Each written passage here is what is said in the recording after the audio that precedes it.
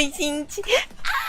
Meu nome é Vitória, sejam bem-vindos a mais um vídeo aqui do canal, galera. Vídeo de hoje totalmente novo, que ninguém tava esperando por isso, mas eu resolvi trazer, que é sessão spoiler. Só de ouvir esse nome, daquela coisa boa, sabe? Daquela... Ai, que felicidade. É hoje que vai sair God of War Ragnarok ou eu tô louca? Sei que tá tão pertinho. E sessão spoiler, você sabe que foi tipo, um passo, né, o rumo pra eu conhecer o mundo dos jogos que eu não conhecia, sendo bem sincera com vocês. E foi quando eu conheci o God of War, conheci The Last of Us, enfim, gente, tudo graças ao Cidão do Spoiler, esse sessão spoiler que ele é surreal, sabe, como ele consegue fazer as coisas e é perfeito. E muita gente já havia pedido pra me trazer, né, sessões spoilers sobre esse jogo, e eu não trouxe, mas hoje eu resolvi trazer porque simplesmente me bateu uma vontade, eu quero trazer, gente, que é a história de Assassin's Creed. Eu acho que eu já reagi a algum rap, mas eu não lembro, perdão. Então, se eu reagir, eu já não lembro nada do que eu reagi e vai ficar nisso, tá? Vamos conhecer a história. Não conheço nada sobre o jogo, na verdade eu já ouvi falar sobre o jogo, mas eu não faço ideia do desenrolar do jogo. Mas assassinos, né? Então é isso, a única coisa que eu posso ter ideia aqui. Assassinos, pronto. Assassin's Creed. O que é Creed? Eu não lembro o que significa Creed. Ai, gente, vamos lá. Se vocês gostarem e quiserem que eu traga as outras partes, já sabe, né? Deixa o like, se inscreve no canal. Lembrando, o canal de cortes, o link da roxinha, meu Instagram, os cortes, tá tudo aqui na descrição. Então, sem mais enrola, deixa eu mudar. Meu Deus. Olha, cara, finalmente saudades, play.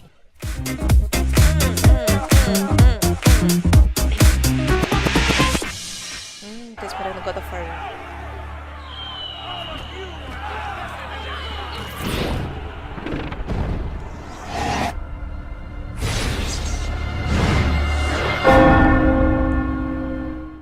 E aí, galera do canal do Cidão do Game, sejam bem-vindos à sessão spoiler de Assassin's Creed.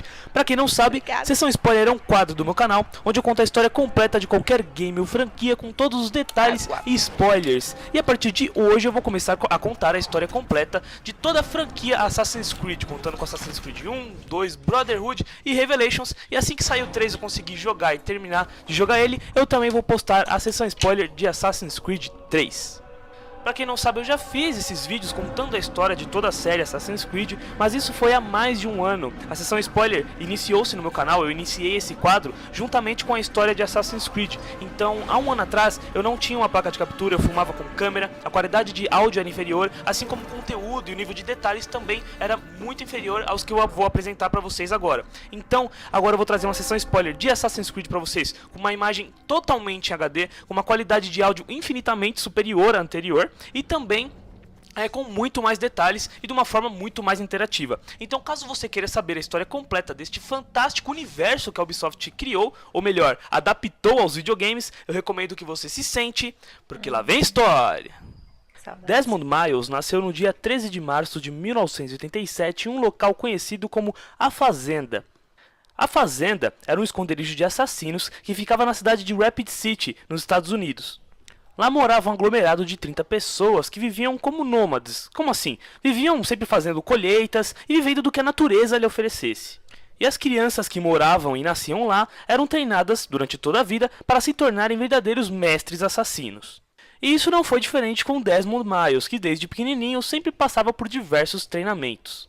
O pai de Desmond, William Miles, sempre contava história para ele sobre uma conspiração que envolvia templários e assassinos. E Desmond sempre achou muito estranho e tinha até medo de todas essas histórias. O pai dele sempre falava para ele que ele não podia de jeito nenhum deixar a fazenda, porque senão os templários iriam atrás dele e o caçariam. Com o passar dos anos, Desmond começa a ficar enjoado de toda aquela história e também enjoado de morar ali na fazenda. Ele queria conhecer o mundo afora. Então, com 16 anos, ele consegue fugir de lá. Ele se muda para Nova York e lá começa a viver uma vida de bartender, utilizando um nome falso e fazendo suas compras somente em dinheiro para não ser localizado nem pelos assassinos nem pelos templários. Nisso ele começa a viver uma vida tranquila e feliz, até que por causa de um pequeno erro ele acaba mudando totalmente o rumo de sua história. Desmond vai comprar uma moto e precisa do licenciamento para poder ter sua carteira de motorista, e com isso acaba tendo que colocar sua digital em um documento. Com isso, as indústrias Abstergo, que seria uma indústria farmacêutica mundialmente conhecida, e na verdade uma organização templária, acabou localizando e o sequestrando. Tudo isso por causa de uma única digital, para vocês verem como somos vigiados 24 horas por dia. Verdade. Então, Desmond acorda dentro de um laboratório, sendo vigiado por Warren Vidic e Lucy Stillman. Vidic era na verdade um dos mais importantes cientistas das indústrias Abstergo e também um cavaleiro templário, e a Lucy Stillman era uma de suas assistentes de trabalho. Desmond está deitado sobre uma espécie de cama-máquina e ele não entende nada do que está acontecendo, até que Vidic explica para ele que aquela cama esquisita se chamava Animus, uma máquina de realidade virtual que permitia ter acesso a qualquer memória vivida pelos antepassados de quem está deitado nela, tudo através do seu DNA. Ele diz para Desmond que na memória de um de seus antepassados tem uma coisa que ele precisa, mas ele não diz exatamente o que é, e que se Desmond não fizer o que ele quiser, ele simplesmente irá matá-lo. Sem outra alternativa, Desmond se vê obrigado a reviver as memórias de um dos seus principais antepassados, o assassino Altair ibn Lahad. E o jogo te leva para o ano de 1191, durante o período das Cruzadas. Para a galerinha que faltou um pouco nas aulas de história, eu vou dar um resuminho sobre o que são as Cruzadas aqui para vocês. As cruzadas foram guerras que ocorreram entre cristãos e muçulmanos devido a conflitos religiosos e conquistas de terras, principalmente Jerusalém, a Terra Santa. Do lado dos cristãos havia a Ordem dos Cavaleiros Templários, mais conhecido como os Cruzados. Isso porque eles usavam vestimentas que mostravam grandes cruzes vermelhas em seus peitos. Esses cavaleiros foram responsáveis por grandes conquistas contra os muçulmanos. Mas o jogo se passa um pouco após isso, durante a Terceira Cruzada, mais conhecida como a Cruzada dos Reis. Nesse período, Jerusalém havia sido tomada pelo sultão muçulmano Saladino, que havia proibido a entrada de qualquer cristão na Terra Santa. Com isso, a Igreja Católica fica desesperada em retomar Jerusalém, e essa etapa das Cruzadas conta com a participação de diversos reis importantíssimos, como o rei inglês Ricardo Coração de Leão e o rei francês Filipe Augusto. Nesse período, uma ordem muçulmana de destaque foi a Ordem dos Assassinos, fundada por Hassan ibn Sabah. Me perdoe se eu pronunciei o nome errado. Ele a criou com o objetivo de expandir o islamismo. Os assassinos eram treinados para agir furtivamente e se disfarçar no meio da multidão. Usavam trajes brancos com um cordão vermelho em volta da cintura e sempre que recebiam uma missão, camuflavam-se. Levavam uma vida comum para não atrair suspeitas, até que o emissário lhes trazia a ordem de atacar. Costumavam atacar em grupos de 3 para, caso os 2 primeiros falhassem, o terceiro desse conta do recado. A ordem se expandiu por todo o Oriente Médio, ganhando uma fama maior, mais ao final da Terceira Cruzada. A Lucy explica para o Desmond que para ele conseguir acessar a memória requerida pelo Vidic, ele devia rever as memórias anteriores do Altair, para conseguir ter um bom nível de sincronização. E a primeira memória de Desmond como Altair é a seguinte: Altair, Malik e seu irmão Kadar estavam no Templo de Salomão para achar um artefato místico chamado de O Pedaço do Éden e levá-lo de volta para o seu mestre. Ao chegar até o artefato, eles veem que um grupo de cavaleiros templários haviam chegado lá primeiro em busca do mesmo tesouro. E junto desses cavaleiros templários estava Robert de Sable, o mestre supremo da Ordem Templária. Malik e seu irmão dizem para Altair que o objetivo deles é pegar o pedaço do Éden e não atacar os templários, mas o Altair diz que não, que ele prefere logo matar para se livrar deles de uma vez, e fala que quer fazer isso cara a cara, ele quer chegar lá mano a mano e enfrentar todo mundo. Os irmãos acham isso uma péssima ideia, só que eles acabam aceitando porque o Altair era o líder daquele grupo. Então, Altair falha ao atacar o Robert de Sable e acaba sendo jogado longe, deixando seus comparsas para trás praticamente para a morte. Então o assassino não perde tempo e volta rapidamente para a fortaleza da Ordem dos Assassinos, que fica em Masyaf, e informa seu mestre Al-Mualim sobre o ocorrido. Al-Mualim era um dos vários líderes que a Irmandade já teve. Na vida real, ele era conhecido como o Velho da Montanha.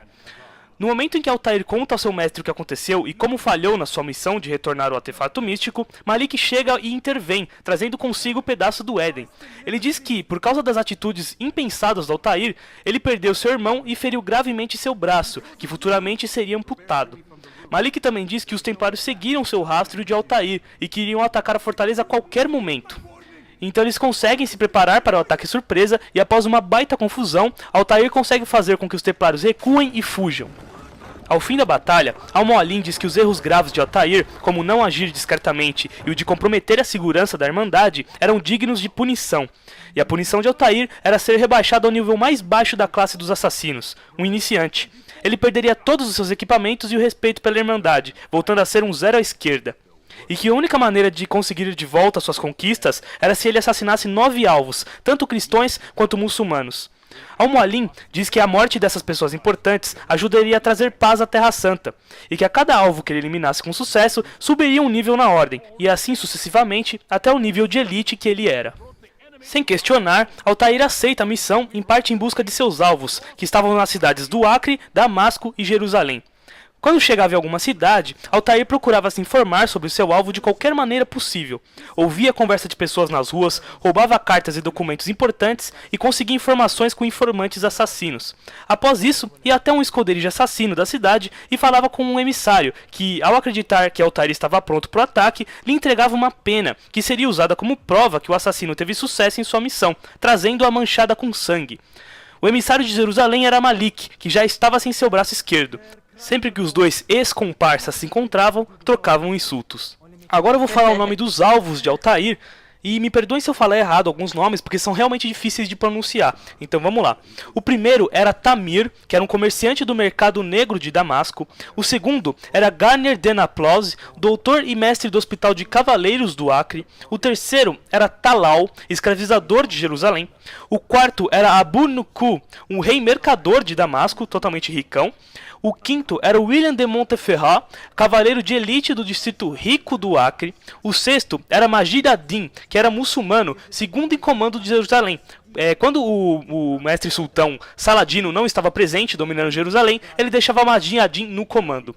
O sétimo era Seibrand, ou Sibrand, que era líder do grupo alemão de templários, os Cavaleiros Teutônicos. O oitavo era Jubair al-Hakim, que era chefe dos eruditos de Damasco. E o nono, como vocês já podem prever, era Robert de Sable, o líder da Ordem Templária. Todos esses alvos eram templários disfarçados e planejavam conspirações contra suas cidades, e acreditavam que essas conspirações seriam para ajudar, para o bem da humanidade. A cada alvo que Altair assassinava, Desmond saía do Animus para comer e descansar. Muito tempo dentro do Animus pode fazer que o usuário enlouqueça e veja até alucinações. O Desmond começa a conversar mais com a Lucy e percebe que de alguma maneira ela está do seu lado. Ele também descobre outras coisas, como alguns planos da Abstergo que seriam colocados em ação no dia 21 de dezembro de 2012, mas que para isso eles precisavam do pedaço do Éden. Por isso que eles queriam ver as memórias de Altair para descobrir onde estava o artefato. Agora de volta para a história de Altair. Cada alvo que ele matava se confessava no seu leito de morte. A cada confessa, Altair começava a ter muitas dúvidas e especulações, amadurecendo e vendo o mundo com outros olhos no processo. Após matar 8 alvos, ele vai atrás do nono, Robert de Sable, que estava em um velório. Chegando lá, Altair cai em uma armadilha feita especialmente para ele. Após se livrar de vários soldados templários e desarmar o seu alvo, ele retira seu capacete, e para sua surpresa, aquele não era de Sable, e sim uma mulher, chamada Maria Torpe, uma nobre que entrou para a Ordem Templária por escolha própria. Maria conta para ele que de Sable bolou uma grande armadilha contra a missão de Altair. Como Altair havia assassinado tanto cristãos como muçulmanos, de Sable ia dar um jeito de juntar as duas forças contra o inimigo comum, os assassinos. E com isso, os assassinos iriam ser derrotados pelos templários, cristãos e muçulmanos, todos juntos. Nisso, Altair disse que não vai matá-la, porque ela não é o seu alvo, e a deixa ir. Mal sabia ele que Maria seria sua futura esposa e mãe de seus filhos. Desesperado, Altair vai até Malik e conta tudo pra ele. Malik vê que Altair amadureceu e se tornou um homem digno de sabedoria e confiança, e aceita o seu perdão. Altair diz pra Malik correr pra Masyaf e avisar sobre o ocorrido, enquanto ele iria atrás de Sable para resolver as coisas. Altair encontra Robert de Sable junto com o rei inglês Ricardo Coração de Leão, que acredita em parte na história de Altair e em parte na história de Sable, e diz para que os dois travem uma batalha, e que Deus protegerá aquele que é digno. Após uma batalha muito intensa, Altair mata de Sable, que, em seu leito de morte, revela que Al-Mualim é um templário, que ele mandou Altair matar esses 9 alvos para que ele não tivesse que dividir o pedaço do Éden com outros membros templários e ter todo o poder do artefato só para ele. Robert diz que o artefato é algo muito perigoso e que consigo existe o poder daqueles que vieram antes. Após de Sable morrer, Altair conversa com Ricardo Coração de Leão, que acredita em sua palavra e que avisará os cristãos e muçulmanos que os assassinos não são um problema. Nisso, Vide que se retira e Desmond conversa com Lucy, que diz pra ele que um grupo de assassinos tentaram invadir a Abstergo, mas foram mortos no processo. Ela diz que um desses assassinos poderia ser o pai de Desmond, mas não sabe ao certo. Lucy finalmente revela para Desmond que ela também é uma assassina e que irá tirá-lo dali de qualquer jeito. Ela faz o sinal com a mão como se não tivesse o dedo anelar esquerdo. Isso é uma marca registrada dos antigos assassinos, como Altair, que não tinham esse dedo para usar em suas Hidden Blades, ou lâminas escondidas, que ficavam debaixo de suas mangas. Com isso, Altair corre para Masyaf, onde encontra todas as pessoas hipnotizadas, pronunciando o nome de Al-Mualim. Ele acaba enfrentando alguns assassinos hipnotizados e é salvo por Malik, que o ajuda a entrar na fortaleza. Lá dentro, ele acaba sendo preso por alguma força mística que paralisou seu corpo inteiro, e Al-Mualim aparece com um pedaço do Éden, ou melhor, a maçã do Éden. Al-Mualim confirma para Altair tudo o que Dessau lhe disse, e também revela que o artefato tinha um poder grande demais, o de iludir, confundir e controlar a mente das pessoas. Ele diz que os eventos mais importantes que aconteceram no mundo, como por exemplo a Guerra Troiana, aconteceu devido a este artefato, mas que as pessoas viam outras coisas e motivos, ou seja, acreditavam na mentira por causa do poder dele. O mestre também confessa que ele quer o artefato só para ele, para que ele possa trazer paz e ordem para o mundo. O velho havia enlouquecido. Nisso, ele trava uma batalha com o Altair, provocando diversas alucinações no assassino, como multiplicar-se para atacá-lo. Após uma luta muito intensa, Altair consegue matar Al-Mualim, que diz que o mundo está perdido com o poder da maçã e da ilusão. Altair tenta pegar o pedaço do Éden que está no chão, mas nesse momento o artefato mostra uma projeção do planeta Terra atual, redondo e com todos os países. Nos países haviam bolinhas, que seriam as localizações dos outros pedaços do Éden. Não havia somente um, haviam vários. Caraca! Após isso, Desmond levanta do ônibus e vê Vidic e Lucy conversando com alguns agentes, e eles diziam que já haviam conseguido o que precisavam. Vidic diz que em breve matará Desmond, mas Lucy intervém, dizendo que eles precisam dele para obter mais informações. Lucy se retira e Desmond começa a ver algumas marcas e símbolos esquisitos no chão, parecendo com códigos de computador ou algo como símbolos Illuminati. Ele acha tudo estranho e o game encerra quando ele entra em seu quarto. Oh my God. Nossa, eu fiquei arrepiada. It looks like... Is that blood? The hell were they keeping here before me? Como eles manteram aqui antes What de... happened to him? Quem eles manteram aqui de mim, no caso. What does it mean, I wonder? O que isto quer dizer? O que o Desmond Miles não sabia é que esses símbolos falavam sobre o plano da Abstergo, chamado de Olho Abstergo. Eles pretendem lançar um satélite com uma maçã do Éden no dia 21 de dezembro de 2012, para iludir a mente de todos na Terra e começar uma nova ordem mundial. E esse é o final de Assassin's Creed 1, deixando um toque bem duvidoso sobre o que irá acontecer no próximo game. É isso aí, galera, espero que vocês tenham gostado. Eu tentei ser o mais detalhista possível aqui, mais interativo também. Bravo, né, eu espero que eu tenha acertado em todas as informações que eu forneci a vocês. Se eu não acertei, se tem alguma coisa de errado, deixe nos comentários. Também comente sobre o que você achou do vídeo. Não precisa me xingar caso eu errei em alguma coisa, só me corrija, por favor. E se você gostou desse vídeo, clique em gostei, favorite para ajudar muito na divulgação e inscreva-se no canal para mais conteúdo e para continuar acompanhando a sessão spoiler de Assassin's Creed, que quando eu puder eu vou trazer toda a história de Assassin's Creed 2. É isso aí, galera, não se esqueçam também de me seguir no Twitter, @Sidão_Sidney, de curtir a fanpage no canal, que tá o link aí na descrição, a página oficial do Sidão do Game, pra você também estar recebendo várias atualizações gamers, além dos vídeos que saem quando eu coloco.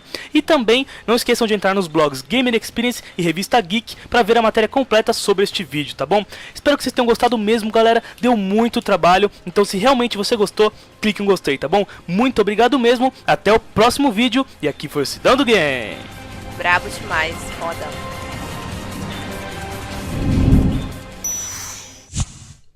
Cara, eu amei, me deu um vislumbre totalmente diferente do que eu imaginava do jogo. Sei lá, eu imaginava uma coisa diferente. Não sei nem explicar o quão diferente eu achava que era o jogo.